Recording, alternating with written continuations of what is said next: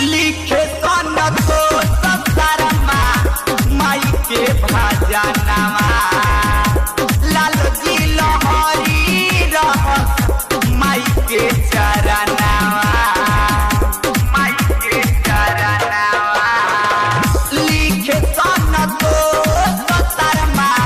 माई के भजनवा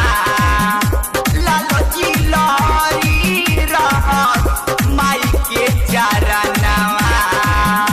माई के चरणवा घूरते आगे के मेला घुमा दी घूरते आगे के मेला घुमा दी